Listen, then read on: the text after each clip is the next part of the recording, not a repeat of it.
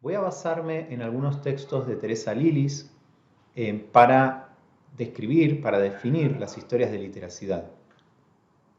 Las historias de literacidad son narraciones construidas para comprender las experiencias específicas de participación en los mundos letrados, en los mundos de la lectura y la escritura. Se basan en entrevistas sobre el aprendizaje del lenguaje y de la escritura. Lo que buscan es que las prácticas y perspectivas actuales del escritor entrevistado puedan ser comprendidas dentro del contexto sociohistórico más amplio de su trayectoria vital como individuo que se forma. Se complementan con materiales como escritos, fotos, audios y diferentes tipos de artefactos, y las construye el investigador. Esto es importante porque contrasta con los autorrelatos que veíamos antes, pero se basan en las categorías y testimonios del entrevistado. No son impuestos por la teoría que cargue el investigador, o tratamos de que no lo sea. Y al mismo tiempo tienen revisión y autorización final de los entrevistados. Las historias de literacidad suponen que existen múltiples prácticas letradas situadas en la sociedad y que esas prácticas letradas están atravesadas por valoraciones y por experiencias tanto individuales como de colectivos y que son diversas. Este es el marco general teórico de los nuevos estudios de la literacidad. Se elaboran desde una perspectiva informada metodológicamente por la etnografía, por la antropología, y no se restringen necesariamente al entorno escolar. Incluyen otras formas de participación y otras prácticas letradas, esas prácticas que muchas veces son invisibles o están estigmatizadas, ¿no? Prácticas letradas vernáculas como los videojuegos, la participación política, el fanfiction, las redes sociales, los diarios íntimos. Al mismo tiempo, no se restringen al entorno letrado. También incluyen experiencias vitales no letradas, porque los estudiantes escritores son también madres, trabajadores, hijos, católicos, militantes, etc. Y en todos esos roles, en todas esas experiencias y en todas esas identidades, aparecen roles del lenguaje también, aparecen valoraciones, vínculos y usos del lenguaje. Aquí pueden ver, está en inglés, así que solo un pantallazo general, la historia de Amira, recogida en el libro de Teresa Lilis del 2001, donde justamente tenemos este relato descriptivo que va introduciendo fragmentos dichos por la propia entrevistada, una estudiante que está en educación superior. ¿Qué utilidad tienen las historias de literacidad? ¿Por qué estamos hablando de ellas? Bueno, en primer lugar, tienen un potencial investigativo, como veíamos recién, porque nos permiten complejizar y profundizar los fenómenos al enmarcarlos en las perspectivas, en las trayectorias y los contextos de los individuos. Pero además tienen un potencial divulgativo. Las historias nos tocan al leerlas, nos llegan, nos quedan repiqueteando en la memoria. Entonces también tienen una función para concientizar, para orientar a tomadores de decisiones, ya sea en los ámbitos más locales del aula o de la escuela o a niveles de políticas públicas, e influir de esa manera las prácticas escolares. Y además tienen, como veíamos antes con las autonarraciones, un potencial formativo. Formar a escritores que tienen conciencia sobre su propia formación, sus competencias y sus roles letrados. Me voy a detener un poquito en esto, en su potencial formativo para llevarlas al aula. Lo que están viendo en pantalla es un ejercicio del Manual de Lectura, Escritura y Oralidad Académicas que publicamos en la Universidad de Quilmes en 2018. Y como ven, en uno de los capítulos, en el capítulo 1, aparece como tarea la experiencia propia, escribir una autobiografía de lector y escritor en la que se reconstruya cómo se han modificado las formas de practicar la lectura y la escritura a través del tiempo. Además de tener en cuenta experiencias en la educación formal, no olvidar que se lee y se escribe con múltiples finalidades en muy diversos ámbitos, en Facebook, por ejemplo. En este caso, esta ejercitación iba de la mano con la lectura de experiencias de otros estudiantes que están volcadas en el manual y de escritores famosos que contaban cómo sufrían, cómo se bloqueaban y cómo tenían, digamos, experiencias de lo más variopintas y no una experiencia idealizada de escritor que escribe sin ningún problema, inspirado por las musas.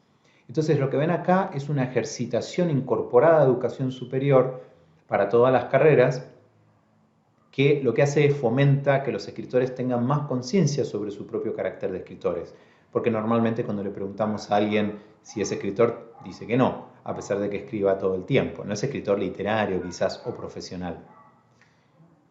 Este es otro ejercicio similar que llevé a cabo en un colegio secundario de Buenos Aires, en el que los estudiantes de cuarto año tenían que también hacer una reconstrucción de sus trayectorias como lectores y escritores. En este caso, una estudiante lo que hizo fue escribir su autobiografía y en un fragmento puso: escribir cosas informativas, o no sé cómo llamarlo, me resulta difícil porque no me expreso como lo haría verbalmente. Y en las pruebas lo confirmo que me va mucho mejor en los orales que en los escritos. Recuerdo que de más chica tenía tantas ganas de aprender a escribir que siempre agarraba los cuadernos del colegio de mi hermana y copiaba sus letras. Y lo que hace esta estudiante también es recoger a partir del diálogo con familiares y revisar álbumes de fotos viejos, incluso fotografiar su entorno. Nos muestra su habitación y también nos muestra una foto de ella como niña agarrando la lapicera con mucha dificultad y aprendiendo y copiando esos cuadernos de la hermana. ¿Cómo hacemos para levantar información que nos permita elaborar una historia de literacidad? Bueno, lo principal es entrevistar, ¿no? Una entrevista que tenga seguimiento y profundización hasta saturación, idealmente, es decir, hasta que los tópicos y los sentidos y las afirmaciones empiecen a reiterar y por tanto ya no tengamos mucho más nuevo que recoger. Usar un guión para la entrevista que tenga focos temáticos, pero tratar que esa entrevista no sea estructurada, que podamos fluir con los lugares a los que nos lleven los entrevistados, pero al mismo tiempo, por supuesto, ir en búsqueda de algunos sentidos en particular. Levantar materiales, además de las entrevistas, pedir escritos, textos que lean, fotos, objetos, audios, e incluso charlar, conversar sobre esos textos, lo que Lily llama talk around texts, incorporar esa conversación sobre los objetos, grabar la entrevista dentro de lo posible, pidiendo autorización, para luego consultar y recuperar, y centrarse en guiarla, no tanto en tomar apuntes, sumergirse en los datos. Es muy importante reescuchar la entrevista muchas veces, releerla, tomar apuntes, pensar en estas entrevistas, en estos datos, de forma tal de nosotros también en nuestra construcción llegar a esos sentidos más profundos. Hay cuestiones de ética, por supuesto, en esta vinculación y en este abrirse o entrar al mundo de otros. Tenemos que explicar al entrevistado qué vamos a hacer y para qué. Tenemos que pedir un consentimiento informado luego de esa explicación, que puede ser oral, estoy de acuerdo en que se use mi historia o se escriba mi historia. Tenemos que privilegiar también los materiales provistos por los propios investigados. En la medida de lo posible, en la entrevista, tratar de no completar las frases de los entrevistados, porque son ellos los que conceptualizan y la palabra que usen para hablar de su mundo o de los fenómenos que les interesan nos va a decir mucho sobre su mirada.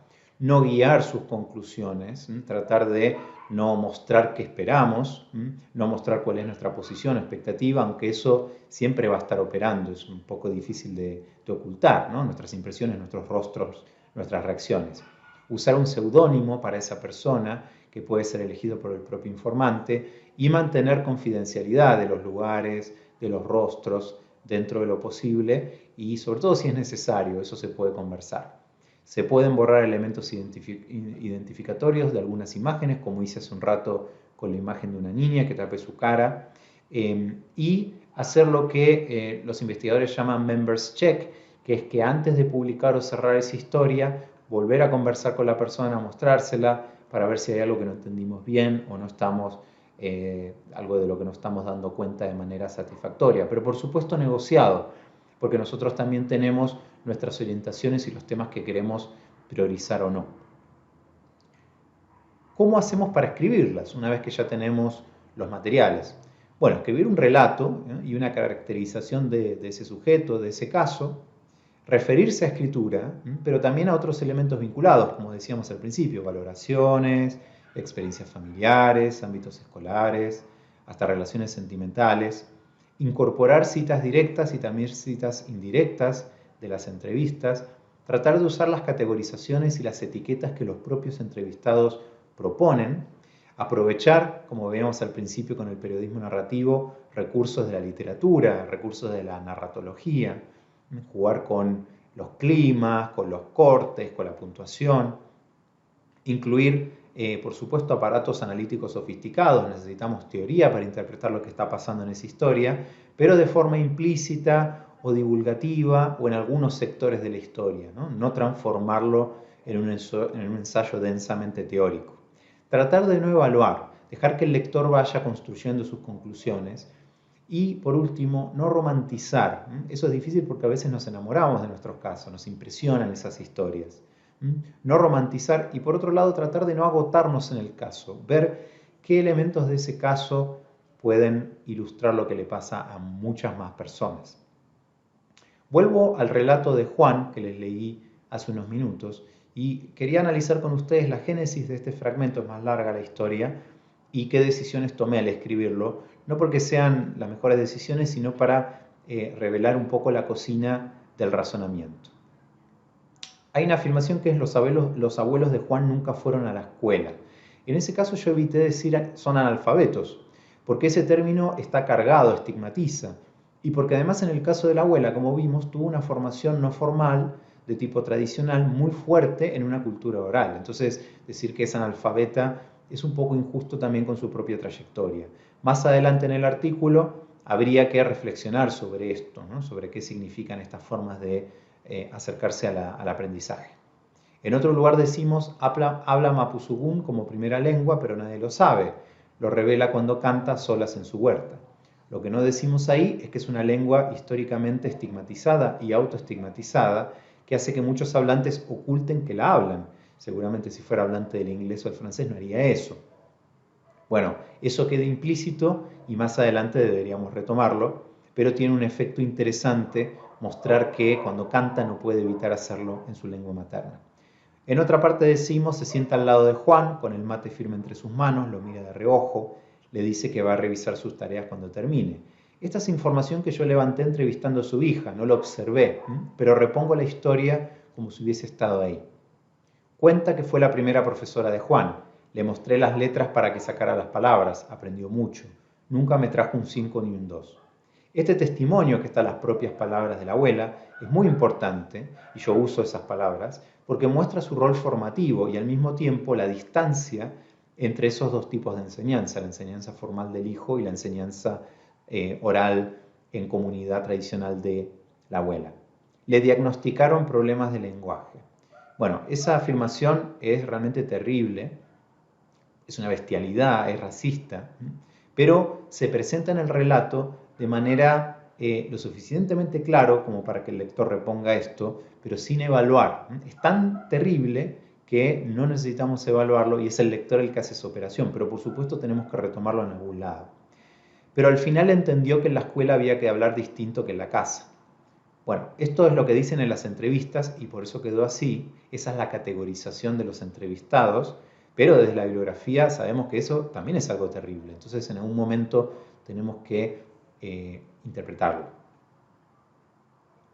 ¿De qué manera generamos un producto? Bueno, en este caso lo que vamos a hacer es una historia de literacidad que tenga como extensión una hoja, que eso aproximadamente son 500 u 800 palabras. La vamos a separar en párrafos, unos 4 o 5 párrafos, depende como queramos. Lo de una hoja es importante porque le va a dar más circulación. Eso implica que lo podemos transformar en una imagen, que lo podemos divulgar de muchas maneras. Una hoja que tenga fuente tamaño 11, interlineado simple, márgenes 2,5, eso da entre 500 y 800 palabras. Por otro lado, incluir en el texto no solo la parte textual, sino los elementos visuales que hayamos recolectado. Por ejemplo, una o dos fotos en un tamaño relativamente pequeño, que ilustren algunas de las cosas que estamos diciendo, como en el relato anterior, las manos de la abuela de Juan sobre el mate o Juan estudiando en la cocina. Lo podemos guardar en cualquier soporte, Word, PDF, o si la escribimos a mano, le sacamos una foto. La caligrafía tiene que ser buena en ese caso para que todos la podamos entender. Revisar muy bien la ortografía y la puntuación antes de enviarla. Y colocar un encabezado que diga historia de literacidad, el nombre del investigado, un nombre de tipo seudónimo, el autor, ahí sí el nombre real de quien lo escribió, y la fecha. Las historias las vamos a hacer públicas, a menos que ustedes pidan que no, y está destinado a un público amplio, no especializado. Con estas historias queremos generar conciencia de la complejidad de formarse como escritor o escritora, de las trayectorias educativas diversas que tenemos, de las prácticas de escritura variadas en las que participan las personas y de las valoraciones también divergentes del escribir. Esos son los propósitos en una historia de literacidad, pero ustedes, como elaboradores de esas historias, pueden explorar otras motivaciones. Miren, este es un esquema en Word de cómo quedaría. Tenemos arriba en el encabezado en gris el título, el autor y la fecha, luego el texto separado en 4 o 5 párrafos y dos imágenes que aparecen articuladas. Este texto tiene unas 600 palabras y ocupa una hoja con los márgenes que les decía antes. Para cerrar, vamos a explorar una historia de literacidad real, la historia de Lucho. Esto es en el marco de un proyecto de investigación, un FONIDE, que en el 2018 investigó las trayectorias de estudiantes que ingresaron a la universidad en la primera cohorte vía cupo pase. Lucho es uno de ellos, lo entrevistamos varias veces, entrevistamos otros 30 estudiantes. No es un nombre real, es el nombre que él eligió, y esa ilustración es una ilustración que hizo una ilustradora profesional inspirada en nuestra historia de literacidad. Les voy a leer solo un fragmento. Esta historia con las otras 29 van a aparecer pronto en un libro que justamente va a incluir esas historias. Lucho es un estudiante de segundo año de psicología, estudió en un liceo municipal de tipo técnico profesional. En el liceo no tenía muy claro qué estudiar, pero en el último año se interesó por la psicología porque el psicólogo de su liceo era cercano y, según sus palabras, me gustó su profesión, así que tiré para allá. Lucho siempre quiso estudiar en la universidad, pero no estaba seguro de si lo lograría. Dice, siempre fue como una meta que tenía desde, no sé, la básica. Y sí, más o menos sí lo imaginaba, creía que podía llegar, aunque no estaba seguro. La familia de Lucho lo apoyó en el proceso de entrar a la universidad, aunque no distinguía mucho una carrera de otra.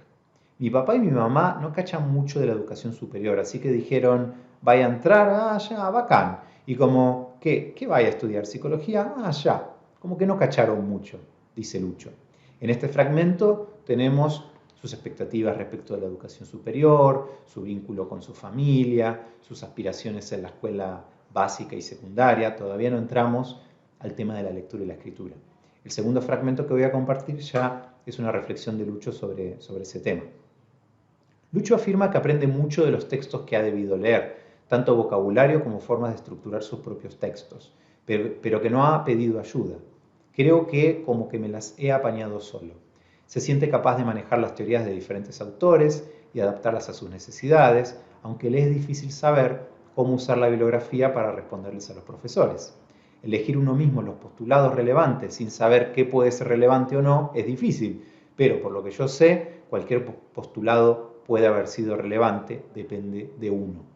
A Lucho le resulta difícil enfrentar tareas de escritura cuando los profesores no dan instrucciones claras, un problema que también afecta a sus compañeros. Es que hay unos profes que al decir hagan lo que quieran, dejan muchas cosas al aire, donde uno no sabe si va esto y no va esto, cómo hacerlo, entonces al menos una pauta general serviría.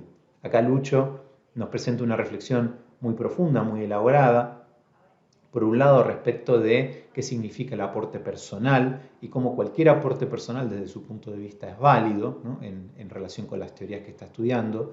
Y en segundo lugar, en el segundo párrafo, explora el problema de las tareas sin instrucciones claras, ¿no? Y cómo en ese caso la supuesta libertad que dan los profesores en el fondo no es tanto libertad, sino que es una especie de falta de andamiaje que hace que uno se pierda como escritor.